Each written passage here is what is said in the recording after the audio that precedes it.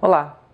Você é do tipo de pessoa que quando vai fazer uma adição como essa envolvendo frações, primeiro transforma cada uma dessas frações na sua forma decimal? Ou seja, faz a divisão do 3 com o 4 para encontrar essa fração na forma decimal, faz a mesma coisa com esse, para só depois realizar a adição? Vai dar o mesmo valor, não é? Bom, mas se você é dessas pessoas, saiba que você não está sozinho. E por quê? Porque muita gente tem dificuldade para realizar operações envolvendo frações e não encontrou uma justificativa para ter que aprender a lidar com as frações, visto que é tão fácil encontrar sua forma decimal e mais fácil ainda fazer a adição envolvendo a forma decimal. Se você pensa desse jeito, eu vou te mostrar que aprender a lidar com frações é muito útil e muito prático. Quer saber? Então fica comigo que eu te mostro. Eu sou o professor Luiz Carlos, você está no Matepédia.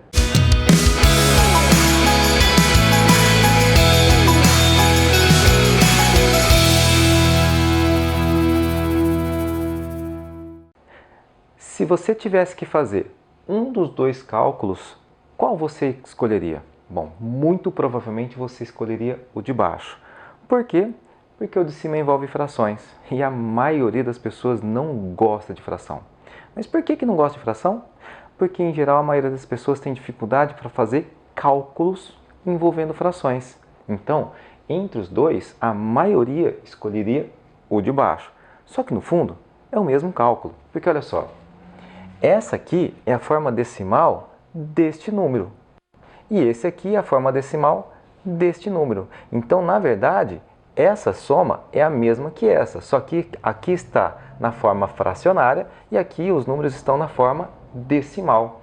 Eu já vi muito isso. Aparecer um cálculo como esse e o aluno pegar a calculadora e dividir 3 por 4 para encontrar a forma decimal, 1 por 5 para encontrar a forma decimal, e ao invés de realizar o cálculo com as frações, realizar o cálculo na forma decimal, né? Justamente para evitar o cálculo com frações, porque a maioria tem dificuldade. Eu vou mostrar para você que os dois são igualmente fáceis. Então, como é que eu faço um cálculo como esse? 0,75 eu coloco aqui, e agora o 0,2 eu coloco alinhado pela vírgula, completo com 0 e começo pelo último algarismo, certo?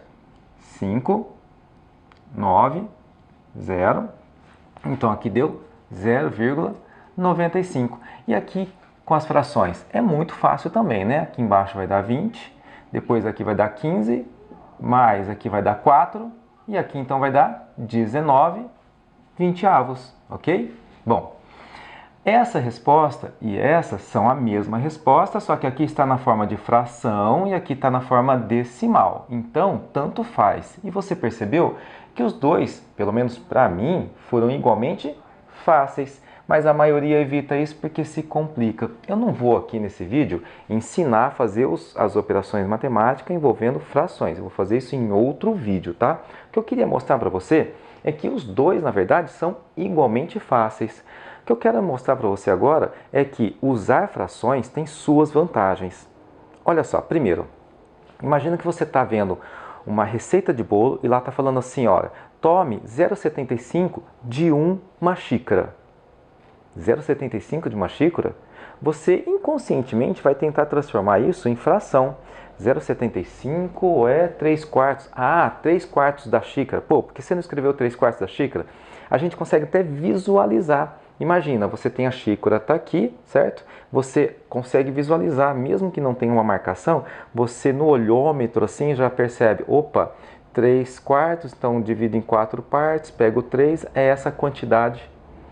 Então, é muito mais fácil, você consegue visualizar a fração e a forma decimal já fica um pouquinho mais difícil, não é? Quer ver um outro exemplo? Imagine a seguinte situação. Não é real, tá? É só uma situação hipotética. Imagine que 1/7 de um grupo de pessoas goste de matemática, tá bom? Então, a fração 1/7 representa a fração, a parte daquela população, daquele grupo que gosta de matemática.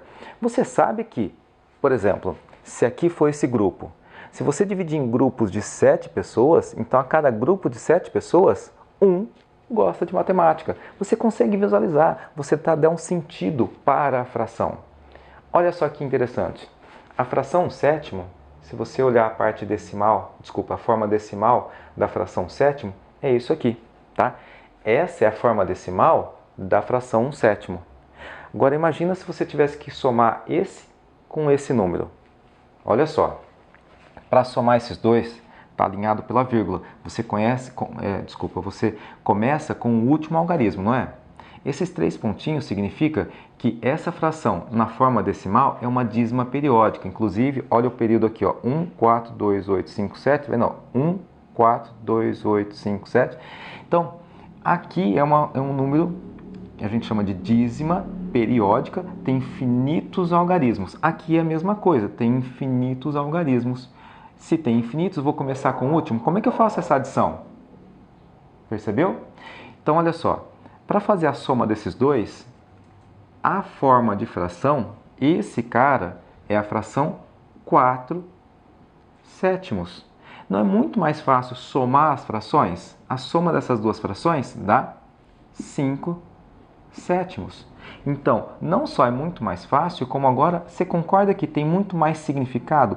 É muito mais fácil você entender o significado da fração 1/7, ou seja, de cada 7, 1, do que esse número na forma decimal. Então, os números na forma decimal são muito práticos, são muito úteis, sim, é verdade. Mas a forma de fração não só é muito útil, mas é muito mais fácil para nós, para o nosso cérebro, visualizar aquele número, entender o que significa aquele número. Bom, além disso, as frações são muito usadas onde? Sempre que você tem razões, proporções, probabilidades, não é? Quando você tem porcentagem, a porcentagem não deixa de ser uma fração. Por 100, você pega aquele todo, divide em 100 pedaços e pega uma parte dela. Então, não tem jeito, tá? O uso de frações é inevitável. Ah, mas os cálculos, é difícil, eu posso evitá-los, né? Só transformar na forma decimal.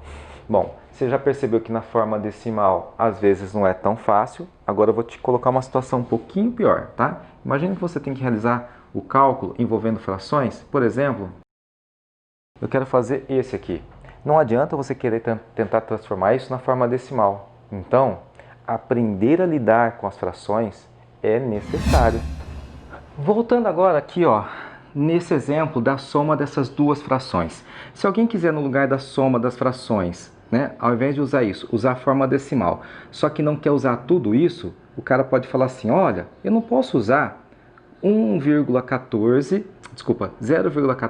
no lugar dessa fração, mais 0,57 no lugar dessa outra, e aí ficou bem mais fácil de fazer essa conta e eu não precisei usar a fração, professor.